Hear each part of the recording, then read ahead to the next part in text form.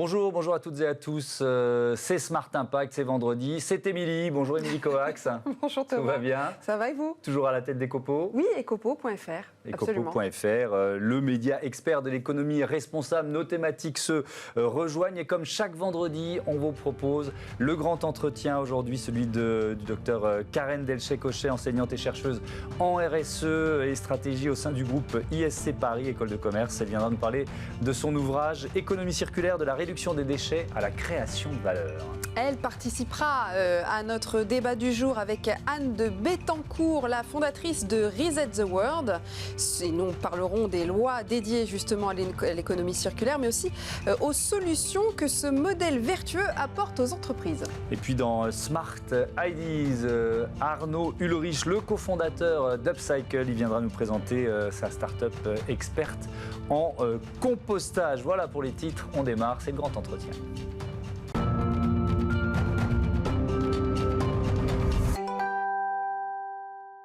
Le grand entretien avec Karen Delchet-Cochet, bonjour. Bonjour. Bienvenue, bonjour. Vous êtes donc enseignante et chercheuse en RSE et stratégie. Le groupe ISC Paris, c'est une école de commerce, c'est ça? Tout à fait.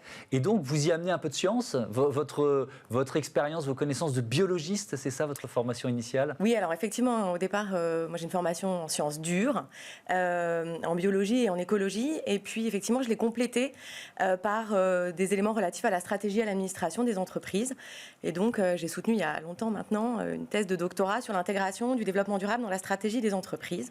C'était à une époque où on n'en parlait pas tant que ça? Alors non, pas du tout en fait. Et notamment, moi, mon terrain d'étude était autour des PME, donc effectivement, c'était particulièrement innovant et passionnant. Et comment vous réagissez en voyant qu'aujourd'hui, d'ailleurs c'est le thème de notre émission, justement la RSE, elle est au cœur de la stratégie de la plupart des entreprises? Alors, mais quelle bonne nouvelle! Non, effectivement, c'est une excellente nouvelle. Après, effectivement, on peut aussi discuter, il n'y a pas une RSE, mais il y a des RSE. Donc, voilà, ce qui est vraiment une très bonne nouvelle, c'est qu'on en parle beaucoup. C'est que les chefs d'entreprise, comme leurs collaborateurs, voilà, ont vraiment perçu le caractère fondamental de ce genre de stratégie pour leurs organisations. Mais il y a encore un certain nombre de choses à transformer. Donc, Et notamment l'économie, de passer d'une économie linéaire à une économie circulaire, ça tombe bien, c'est le sujet de l'ouvrage que vous êtes venu nous présenter, Économie circulaire de la réduction des déchets à la création de valeur, donc co-réalisé avec une vingtaine d'experts de l'économie circulaire. Expliquez-nous la genèse du coup de cet ouvrage. Bon alors effectivement cet ouvrage dans ma tête, moi il a germé au moment où il y avait le projet de loi sur l'économie circulaire en fait qui était porté par le gouvernement et effectivement moi je travaille pas mal sur ces sujets-là comme un certain nombre d'autres chercheurs mais aussi d'autres experts, consultants et opérationnels et je me suis dit que c'était important en fait qu'on puisse nourrir le débat au travers d'un ouvrage, donc j'ai voulu un ouvrage collectif effectivement qui permette de mettre en lumière qu'il y a beaucoup d'initiatives, beaucoup de choses qui se passent, beaucoup de réflexions mais aujourd'hui, on a quand même encore une difficulté, c'est faire en sorte que l'ensemble des expertises se parlent, échangent et puissent co-construire ensemble en fait, cette nouvelle économie dite circulaire. Et qu'est-ce qu'il apporte de nouveau alors votre ouvrage sur l'économie circulaire? Alors en fait, ce qu'on a cherché à faire, c'est non pas arriver par différents petits éléments de solution, mais en fait réfléchir en 3 temps. Un premier temps qui est plutôt en fait quel est le cadre, à la fois le cadre historique, le cadre normatif, voilà en quoi ça fait évoluer un certain nombre d'éléments, notamment sur le marché du travail, etc. Ensuite, une deuxième partie qui était finalement plus liée à des démarches et des outils. Et puis enfin, la façon dont ça peut se traduire dans différents secteurs d'activité. Donc, ça n'a pas du tout pour objectif d'être complètement exhaustif, bien sûr, mais c'était de brosser un espèce de panorama. Un état des lieux, quoi. Exactement. En France, du coup? Alors, en l'occurrence, il est plutôt en France. Ceci étant, en fait, notamment dans les travaux de recherche, on s'inspire énormément de toute la littérature anglo-saxonne. Donc ça nourrit bien sûr toutes nos réflexions. Qui sont ces experts? Vous disiez qu'ils ne se parlaient pas forcément entre eux. Alors, en fait, il y a des experts qui sont des enseignants-chercheurs, voilà, qui ont l'habitude plutôt d'écrire dans des revues académiques, avec des articles académiques voilà, très poussés d'un point de vue intellectuel, mais qui ne sont pas toujours sur les bureaux des décideurs. D'où l'idée aussi d'un ouvrage. L'idée de travailler aussi avec des consultants, en fait, qui, eux, finalement, ont aussi une matière de terrain qui est extrêmement riche. Voilà, et donc, de faire en sorte que ces deux types de profils puissent dialoguer. Et puis, en fait, j'ai aussi choisi d'avoir des gens qui avaient des expertises de fond différentes. Donc, il y a notamment un urbaniste, des gens spécialisés sciences de gestion, des environnementalistes, des spécialistes des ressources humaines. Voilà, parce que finalement, transformer l'économie, c'est faire en sorte que l'ensemble des acteurs puissent se parler, en fait, quel que soit leur champ d'expertise initial. Est-ce que vous avez découvert des initiatives? Nous, on aime bien, dans cette émission, mettre en avant des bonnes pratiques et faire en sorte qu'elles se partagent le plus possible. Est-ce que vous avez été aussi dans cette démarche? Alors oui, l'idée c'était bien sûr de faire émerger un certain nombre de choses et puis de pouvoir effectivement les amener jusqu'à nos lecteurs. Alors si je prenais quelques exemples, il y a notamment tout un chapitre qui est sur le rôle des territoires et la façon dont les territoires, en fait, il y en a même plusieurs d'ailleurs, finalement sont une partie prenante extrêmement importante avec des exemples très différents et très concrets, que ce soit sur des éléments relatifs aux déchets ou bien sur de l'écologie industrielle et territoriale. Voilà. Donc, ça veut dire quoi? Ça veut dire que la région, quand vous dites territoire, c'est le... Alors, ça peut être un département, ça peut être une région. Oui, et puis ça peut être aussi, ça peut être à des échelles un peu différentes. Notamment, il y a un exemple autour du port de La Rochelle, par exemple. Voilà, donc on voit bien qu'il y a des leviers qui sont différents et qui sont extrêmement puissants pour pouvoir transformer ça. Mais en l'occurrence, en fait, seul, c'est pas possible. C'est bien la conjonction de l'ensemble des acteurs, en fait, qui contribuera à aller vers ce changement de paradigme. Et oui, c'est ça, des acteurs privés, publics, c'est essentiel, en fait. C'est ça, dans l'économie circulaire. C'est ce que vous mettez en avant. Alors, clairement, ça nous semble essentiel parce qu'en fait, encore une fois, une somme de solutions ne fait pas une transformation.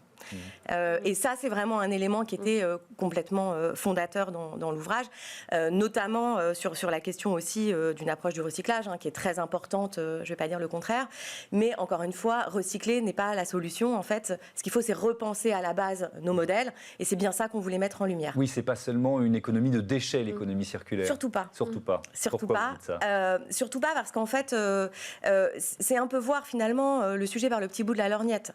Il faut éviter de produire des déchets à la source, et c'est vraiment ça qu'on essaye de défendre collectivement dans cet ouvrage. Après, quand on en a, bien sûr, il faut les recycler. Bien sûr, c'est extrêmement intéressant. Mais ça, pardon, Émilie, éviter de produire des déchets. Merci, vous êtes bien aimable. On peut y passer pas mal de temps comme ça.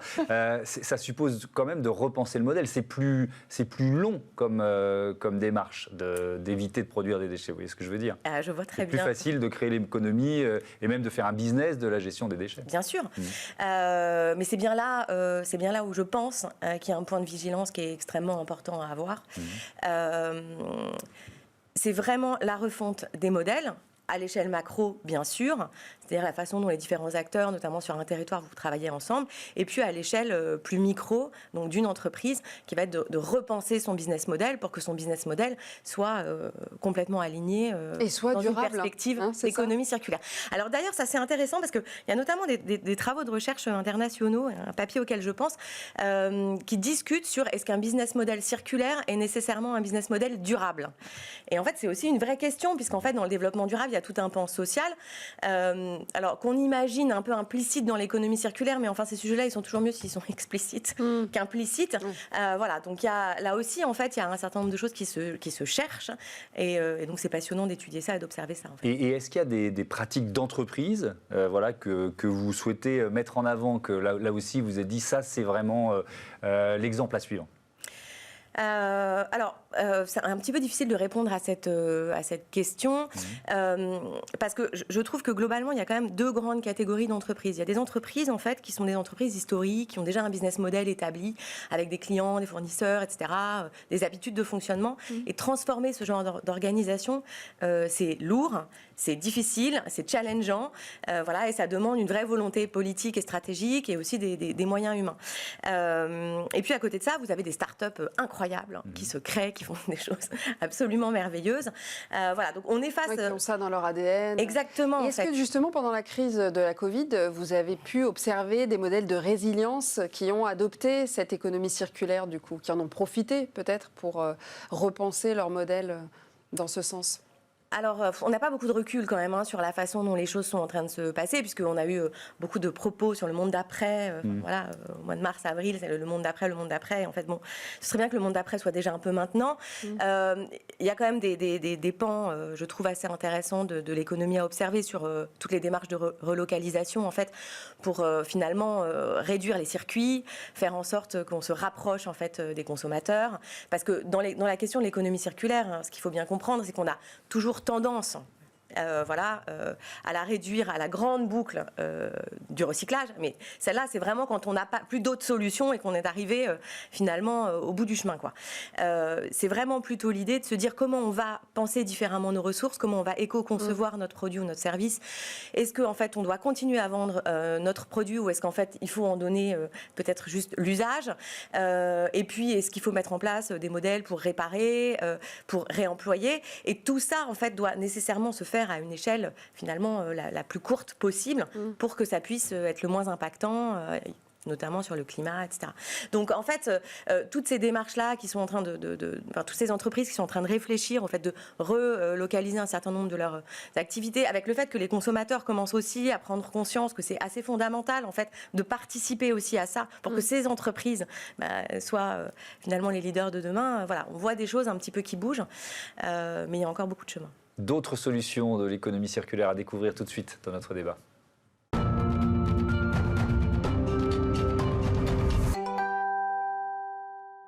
Et dans le débat, nous allons parler des lois et des solutions, d'autres solutions de l'économie circulaire. Alors, pour en parler, toujours Karen Delchet-Cochet et Anne de Bettencourt, fondatrice de Reset the World, directrice des opérations de la Art Leadership University.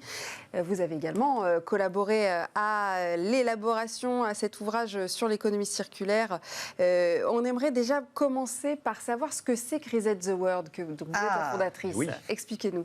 Reset the World. Alors, je dis tout de suite, c'était quand même avant le grand reset de 2020 que ça s'est créé. D'accord.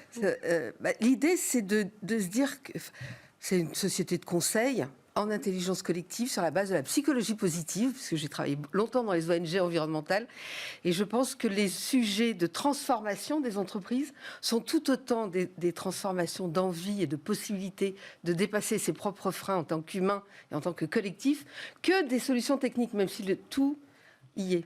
Je donne souvent cet exemple que si vous avez dû faire des sondages en février 2020 en disant est-ce qu'on peut travailler en télétravail, je n'ai pas les sondages, mais je peux les imaginer. Oui, et ils se sont inversés depuis. Et vous voyez le 20 mars 2020 ce qui s'est passé. Voilà. Donc l'idée de Reset the World, c'est en toute simplicité et humilité de se dire que oui, on peut garder le meilleur, parce que le reset, c'est qu'on garde le meilleur, mais on fait un gros reset pour remettre les logiciels à jour. Et alors, dans le livre, vous parlez d'une méthode d'économie circulaire qui s'appelle le cradle to cradle. Qu'est-ce que c'est? Cradle to cradle. Cradle to cradle, dans français, dans le texte. Ça vient d'une expression anglo-saxonne qui est cradle to grave, donc du berceau à la tombe, qui est le cycle de vie de se dire on crée des produits et puis on va, à la tombe, la fin de vie des produits. Et le cradle to cradle a été inventé il y a une trentaine d'années par un scientifique, un chimiste et un architecte, pour dire qu'il n'y a pas de raison qu'on ne soit pas capable, comme la nature, dans la nature il n'y a pas de poubelle, qu'on ne soit pas capable dans la nature de créer des boucles sur lesquelles la matière, parce que ce qui a de la valeur dans l'économie, ce qui a la valeur, c'est la matière. Pas de matière, pas d'économie. Donc, en fait, qui créent de la valeur et qui maintiennent la valeur tout au long de la vie des produits. C'est un peu ce qu'on disait tout à l'heure, ça veut dire ça suppose de penser les produits différemment. Radicalement différemment. Radicalement différent. Les produits et du coup, l'usage des ressources. En fait, le mot économie, si on reprend le mot économie, c'est économiser. C'est pas surconsommer.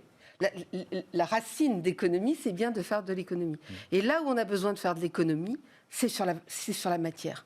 Et du coup, repenser l'usage de la matière dans un produit ou dans un autre produit, permet dès le départ de le faire. D'accord. Or, Alors, aujourd'hui, il y a des exemples, on peut en citer quelques-uns, Ah peut-être oui. s'appuyer sur Alors des j'aime exemples. beaucoup donner l'exemple d'un fabricant de moquettes. La moquette, c'est polluant, c'est difficilement recyclable parce qu'il y a de la colle. Voilà, vous voyez, on part sur une mauvaise base. Oui. Et une entreprise a redéfini sa fabrication de moquettes en disant « je vais créer une moquette qui soit désassemblable ». Donc la sous-couche et la surcouche, pas de colle, avec un système biomimétique qui fait que ça se tient, mais sans, comme les velcro, vous savez, des sans scratchs, avoir, voilà, sans avoir besoin. Et je vais non plus vendre la moquette, mais je vais la louer. Donc, vous louez de la moquette à des entreprises. Je ne vous dis pas que pour une chambre, c'est ça. À des entreprises en disant, on met à disposition de la moquette, et nous, on calcule en fonction de votre usage que si c'est dans 6 ans, dans 7 ans, dans 8 ans, alors peut-être qu'elle est encore suffisamment de bonne qualité pour qu'on puisse la récupérer. On vous en redonne de la neuve, et nous, elle est encore pas suffisamment usée pour qu'elle puisse avoir de la valeur et qu'on la remette dans notre cycle de production. Donc, c'est du gagnant-gagnant de tous les côtés. Donc, c'est un contrat moral d'usage de la valeur, enfin, moral et économique. Karen Delchet-Cochet, l'avenir, c'est la location de produits et de services plutôt ? Alors, en tous les cas, ce sera une partie de l'avenir, ça c'est sûr, parce que, en fait, nécessairement, quand vous fabriquez un produit pour le vendre, moi, mes étudiants me font régulièrement la commentaire en me disant « Mais madame, si on produit et que ça dure toujours, en fait, on n'aura plus jamais de clients. » Je dis « Bah oui, mais alors, il faut imaginer autre chose, en fait, parce que de toute façon, en termes de ressources, on n'a pas le choix. » On est en train de se demander s'il faut le faire, en fait. C'est comment on doit le faire. Et en l'occurrence, effectivement, donc, nécessairement, vous fabriquez des choses qui sont solides, quand même, de bonne qualité, parce que votre réputation est en jeu. Mais voilà, tant qu'à faire, si c'est plus à la mode dans 5 ans, vous pourrez revendre autre chose et finalement, vous êtes assez content. Ou bien, si c'est un peu cassé, on peut pas complètement le réparer. Bref. Alors que si, au contraire, en fait, vous fabriquez un produit et que ce produit, en fait, vous en gardez la propriété, que vous êtes responsable de son entretien, de sa réparation, vous n'avez pas du tout intérêt à ce que le produit tombe en panne. Vous n'avez pas non plus intérêt à ce que le produit soit plus à la mode dans quelques années parce que votre client va vous dire moi, j'en veux plus, il faut me le changer.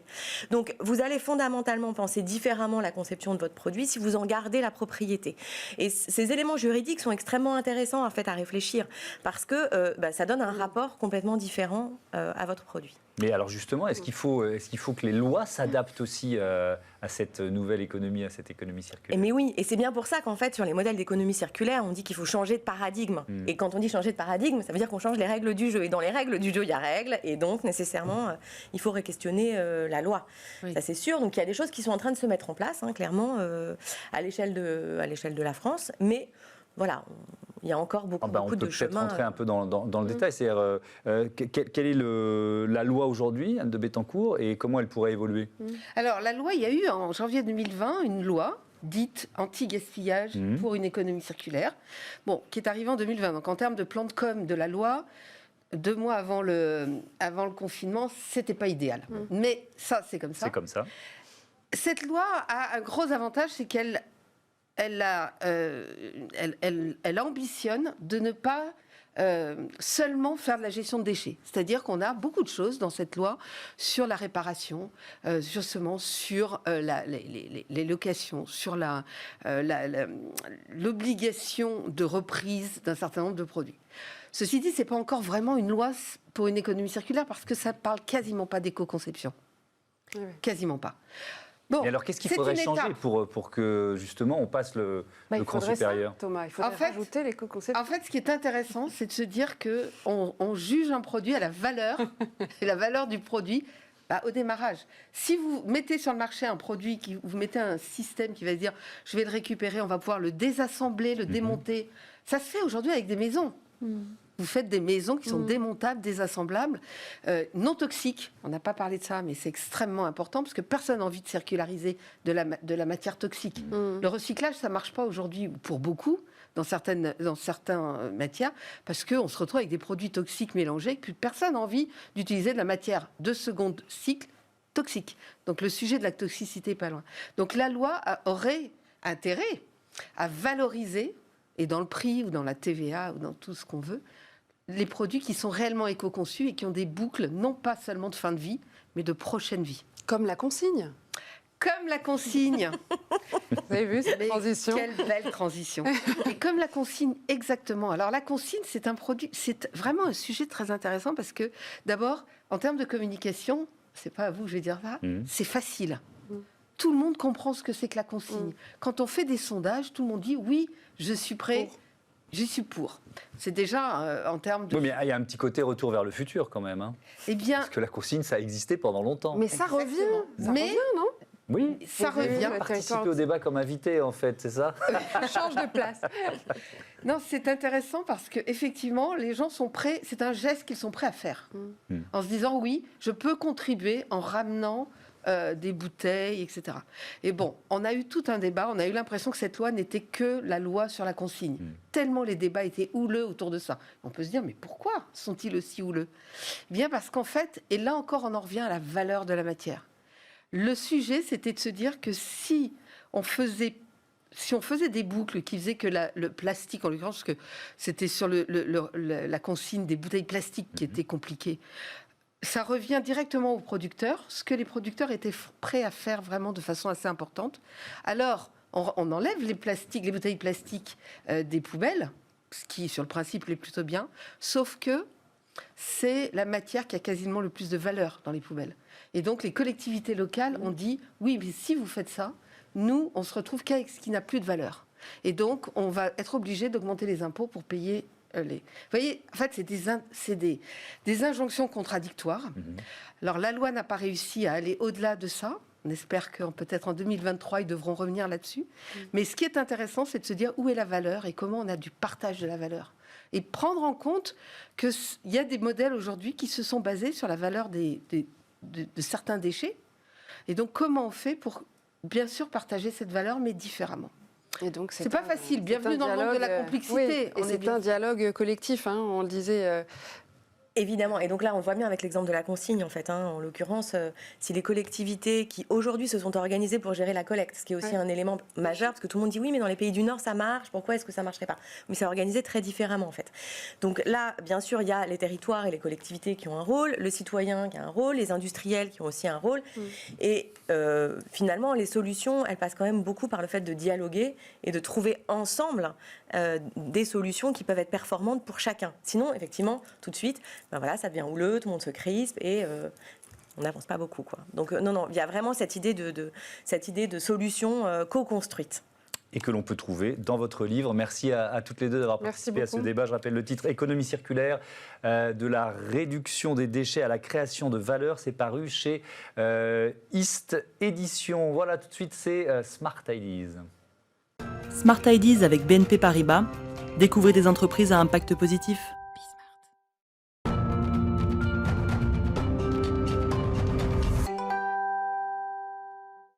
La bonne idée du jour est signée Arnaud Ulrich, bonjour. Bonjour. Bienvenue, vous êtes le cofondateur d'Upcycle. En fait, c'est une entreprise qui a été créée en 2011, c'est ça? Voilà, une entreprise que vous avez reprise. Une entreprise qui a été créée en 2011 par Cédric Péchard et Grégoire Bleu et moi-même sommes venus prêter main forte et avoir repris la direction de l'entreprise en 2014. Alors c'est quoi Upcycle? Upcycle, c'est permettre le retour à la terre des déchets alimentaires. Alors comme ça vous dit peut-être pas grand-chose, mais il faut savoir que pour que le sol vive, il faut de la matière organique. Et la matière organique, elle est dans vos poubelles. 30% de vos poubelles, c'est des restes alimentaires.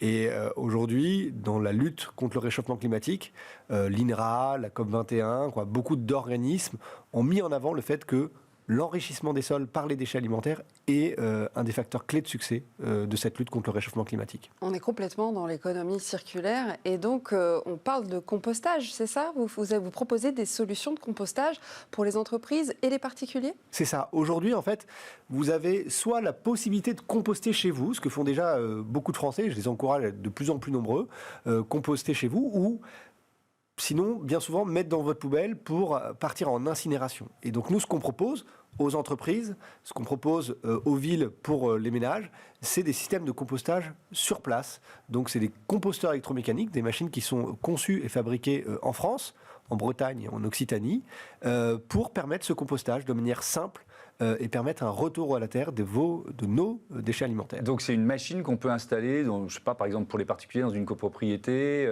Exactement. dans le local poubelle, enfin tout simplement. Une machine, c'est plutôt un bac, Thomas. Je ne sais pas, j'aimerais bien qu'on explique comment ça marche. C'est une machine qui ressemble à une citerne, des machines qui font 3, 4, 6 mètres de long, suivant la taille.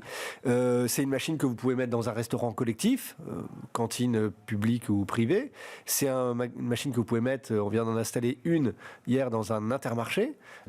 C'est une machine que vous pouvez mettre dans une usine de production de fruits et légumes. Qui coûte cher? Combien Non, en fait, qui va vous coûter moins cher que de faire collecter. Aujourd'hui, vous devez collecter et traiter vos déchets. Le problème, c'est que ce qui coûte cher, c'est la collecte. Et nous, on veut dire, pas de collecte, on met la machine chez vous. Et qui vient récupérer le compost? Comment ça fonctionne après? Alors, tout est géré en local. Donc, si vous êtes une entreprise, nous, nos clients entreprises, par exemple, vont proposer le compost à leurs salariés qui ont besoin de compost, qui vont acheter en jardinerie des hectolitres de compost chaque année. Là, ils vont le retrouver directement au boulot.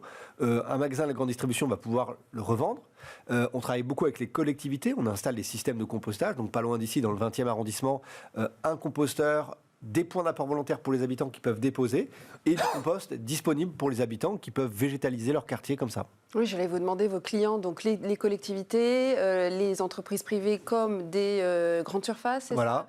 ça toutes les entreprises sont concernées en fait. Exactement. Et on a aussi tout un secteur de développement auprès des entreprises d'insertion qui créent de l'activité par la gestion des déchets. C'est un gros secteur de création d'emplois.